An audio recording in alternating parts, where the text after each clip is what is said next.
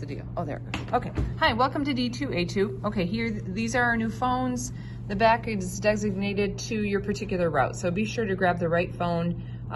It's designated 1, 2, and 3 based on when the driver departs from the garage. Okay, so the first one out gets 1, 2 gets the second one, and 3. Okay, so to turn on the phone, you just click on this button right here on the side, and we turn it on, and we get to the home screen. We want to swipe up to get to that.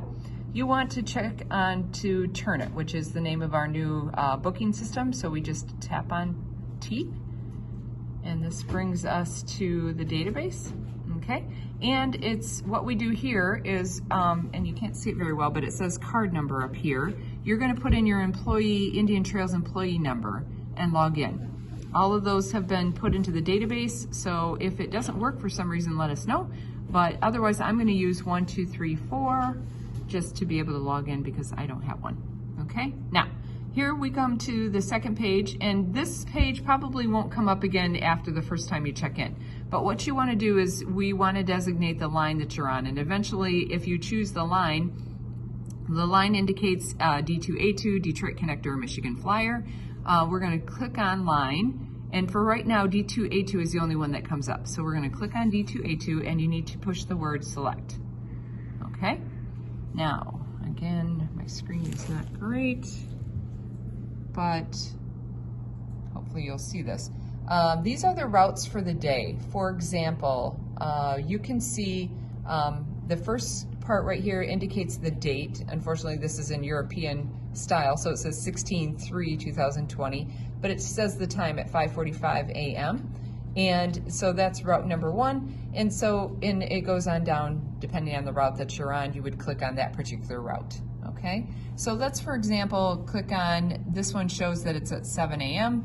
And it's leaving, I believe, from Ann Arbor, and I want to hit select once I select whatever time you want, okay? Now, we want to open the trip. We want to say this is the one we definitely want. So just reconfirming that was it. We open the trip, and I don't want that.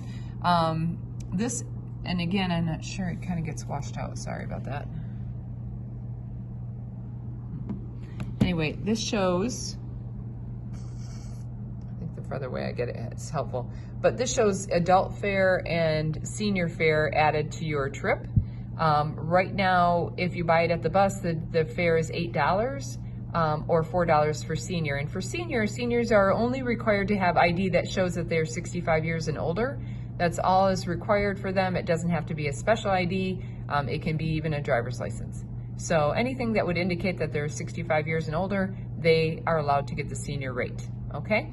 So this is for any additional bus side passengers that come. You would indicate that you would add to your bus load by just pushing on pushing the plus sign if there's another additional adult coming or not. Otherwise, if the person has a reservation, then you can either scan the ticket or you can pick it up by passenger list. Scanning the ticket is pretty simple. You just, Odie, will you give me that ticket?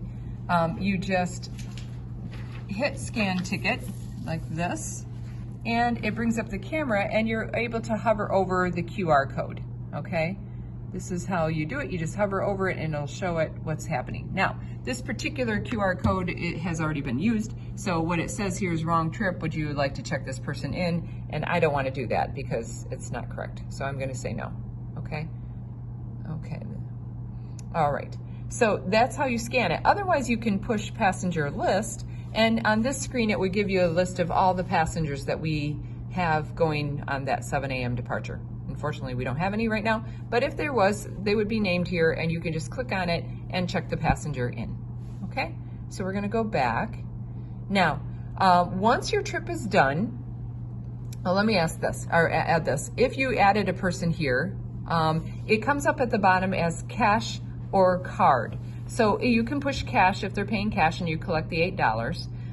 If you do card, you have to, you're gonna push card, but all it's doing is, again, just adding a person. The card has to be charged separately, just like we do right now on Chase app. We're gonna do it on the Authorized.net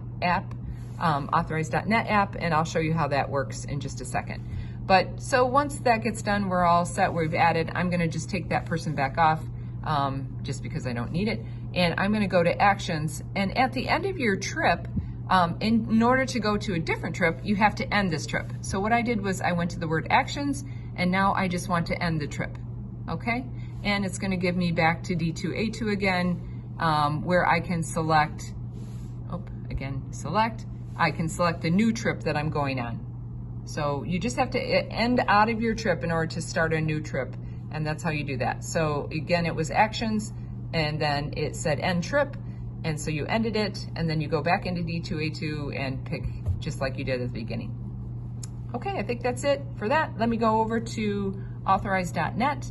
In order to charge a reservation, you just click on authorize.net. And on this screen, again, I'm not seeing you see it very well. It's not dark enough, but on the top, it says user ID and it's filled in. At the second part right here says password.